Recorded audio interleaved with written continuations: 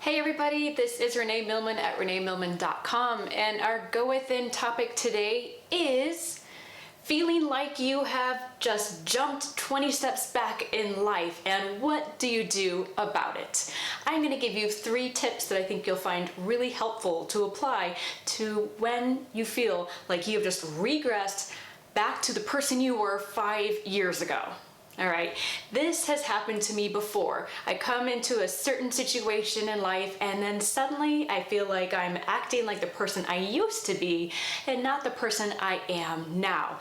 As if all the growth and the work that I've done just flew out the window and there I am to have taken a giant step back in life. Have you ever felt this way? It crept up in my life recently and it was a big awakening to me. So what does this mean? And then we'll get into those 3 tips.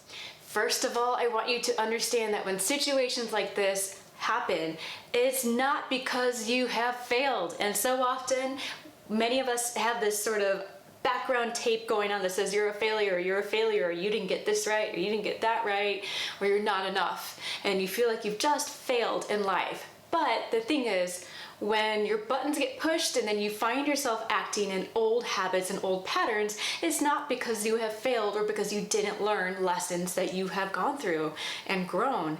It is simply just bringing you back to that wound a little bit deeper than before. And inevitably, situations or people are going to come up into our life and then poke those old wounds. And it's sort of like the universe is saying, hey, here's another chance to practice. Here's an opportunity to go deeper.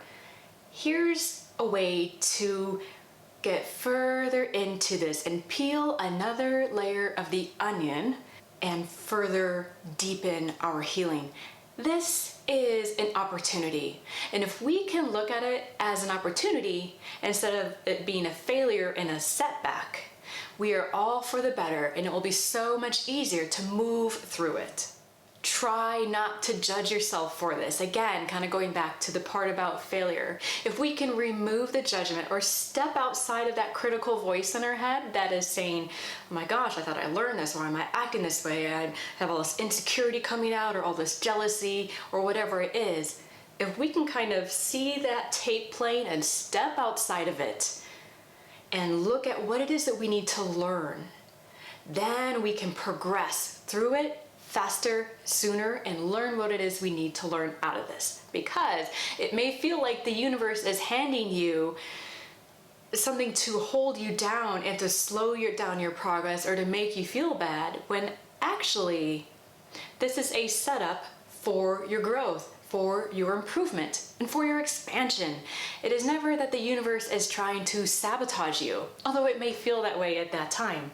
But I can guarantee you that the challenges that come up and the old wounds that come up to the light, they're not being exposed because the universe is saying, look at that, there, yeah, we're gonna give all that to her and we'll give this to him, it'll be easy for him. It's not like that.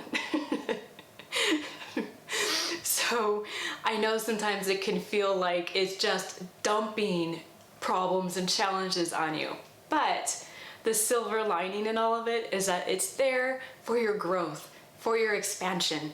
It's sort of like a gift disguised as something really hard and what seems like it's really, really crappy and undesirable. So now getting to the 3 things that you can do to help you stay afloat during these difficult times and to see that you haven't in fact regressed 5 years to the person you were. Here's the first thing I want you to do.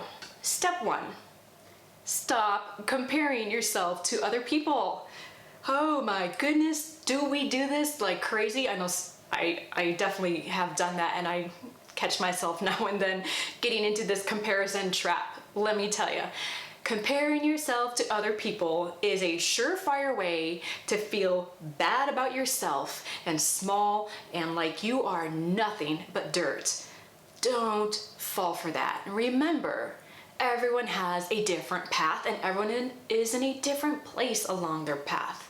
You may have times where things are going really great for you, and for the other person, they're looking at you saying, damn, she's got it all going well and everything's great. So there may be some people who look at you in that way that you are now looking at someone else. But comparison is the thief of happiness. It will zap your happiness, your energy, and make you feel small just like that. Don't go there. Don't let yourself go there. It won't serve you at all. So stop comparing yourself to other people. Catch yourself in that mode and then redirect your thought and choose a different feeling and thought. Step number 2, ask yourself, in the midst of that internal dialogue that is not very nice to yourself, and maybe you're feeling like you're not doing so well after all, ask yourself, is that true? Is it really true? And be really honest and objective in your answer. Is it really true that you haven't learned anything? Is it really true that you have regressed and gone back to the person you used to be? Is it really true that you haven't grown at all? Rather, look at what you can learn from this instead. So when we reality check and critical think that voice, instead of jumping into that river, because that river is not a nice river, it's so much better and so much nicer to ourselves, and so much, it puts us in a place where we can then heal and grow and learn and move through it again, instead of just more beating ourselves up. And lastly, step 3. Remember, whatever you attach to the words I am are very powerful. If you're saying to yourself, I am a failure, I am a total fraud, I am nothing but a piece of shit, I am just worthless, I have nothing to offer. If your self-talk is like that, then you will follow in suit, and your actions and more beliefs will come that support that. So why don't we take I am and put something really good after that? I am strength. I am strong. I am a powerful person. Just saying that out loud feels good, and it feels empowering, and it kind of lifts you up and raises your vibration, raises your energy. Try that at home, or even try it in the mirror. If like, no, I don't want to look at myself. But try it out loud when you're alone in your living room, say it in the car, or look in the mirror. Come up with all different kinds of affirmations and see how that feels versus saying the negative and what you lack. Because when we focus on the lack, we're just going to get more of what we lack, or at least that's what we're going to find. But if we switch over to what we have, how we are good and doing well and the positive, then we can turn things around for the better, which is what we want, right? So there you have it for this week. You are doing well. Keep it up and keep your thoughts in ways that serve you. Remember, your thoughts, your behaviors, make sure they are serving you to your highest good. All right? Thank you so much for joining me. Please like this video if you like it, share, subscribe. I do appreciate your time. Thank you so much. I'll see you next time.